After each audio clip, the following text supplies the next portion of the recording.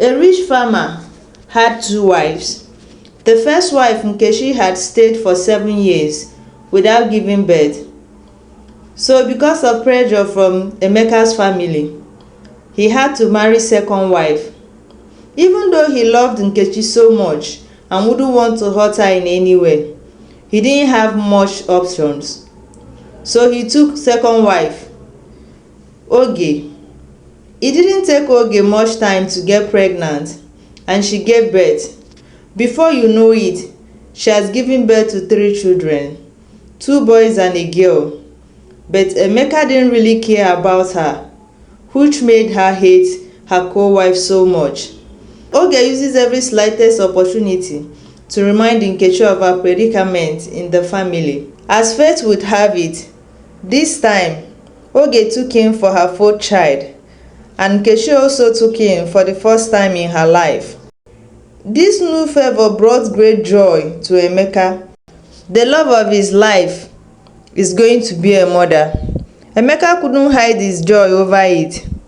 When time came for them to deliver, both gave birth to baby girls. Oge's daughter was named Nkemjika, while Nkechi's daughter was named Chimamanda.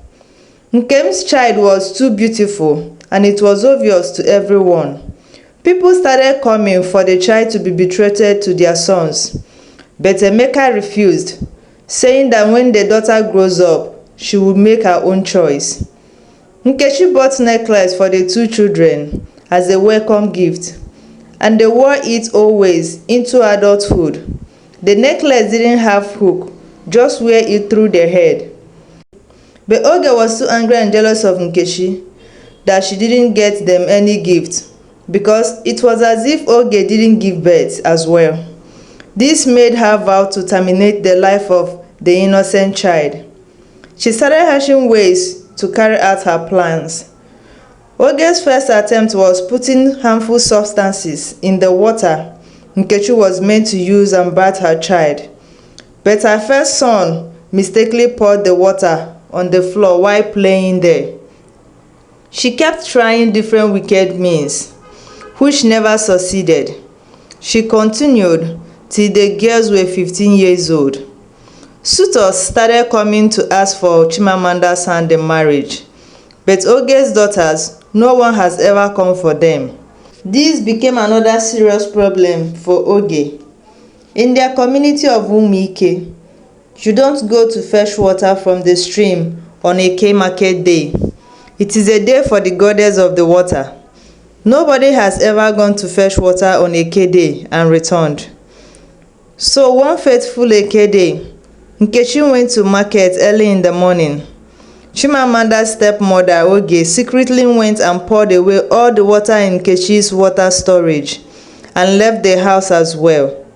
When it was time for Chimamanda to cook, she couldn't find any water in their storage, and she can't go to the stream, so she had to use her stepmother's water.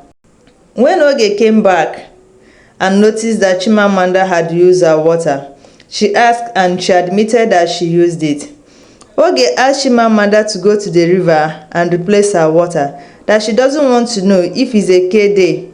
But Chimamanda pleaded with Oge to forgive her, since she still have enough water, that she will refill the water the following morning.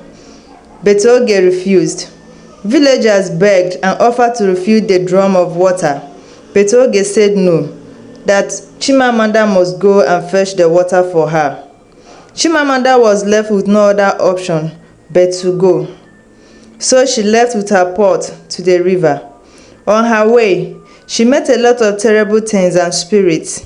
When they see her and ask her why she came to fetch water on a Eke day, she would explain and they would let her pass. So when she got to the river, the goddess was there. Chimamanda didn't wait for her to ask her any question before she started explaining herself, and the goddess had pity on her, but she told her never to tell anyone what she saw today, that if she ever did, she would die. And Chimamanda left with her pot of water. When she got home, her mother had returned and was in great sorrow. The villagers were there consoling her. When Chimamanda returned, everyone was shocked, and there was great celebration everywhere. Oge was pained and disappointed. Shortly after this incident, great famine hit the village, and people were suffering. One day, Oge came up with another wicked plan. Nkechi had mango tree. Nkechi had mango tree. When she planted the mango tree, she used Oge's condemned iron pot as a nest for the growing little tree, and she didn't bother to remove it. So the tree grew with it. During the famine, she was using the mango fruit to survive with her child, and she was even selling it to the villagers. Oge decided she needed that pot and it must not be cut, which means they will have to cut down the mango tree. All pleas fell on deaf ear. At this point, Nkechi had had enough of Oge's cruelty and decided to act. And so she also demanded for her gift. Back, the necklace she gifted Nkemjika as a welcome gift. And she said the necklace shouldn't be cut as well. Then Nkechi went and called strong men in the village that would cut down the tree and also behead Oge's daughter. And she said no other form of settlement is acceptable. Oge, seeing how serious Nkechi was, became scared. So she started begging Nkechi to forgive her, that she doesn't want the pot again. But Nkechi said no, that she must have her necklace back no matter what. It took the intervention of the village king for her to let go, but she made Oge to swear an oath before everyone that she would never make an attempt on her child's life or be wicked to them again.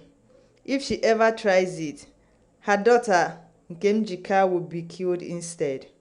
She accepted, and that was the end of her wickedness towards Nkechi and her daughter. And they all live happily ever after.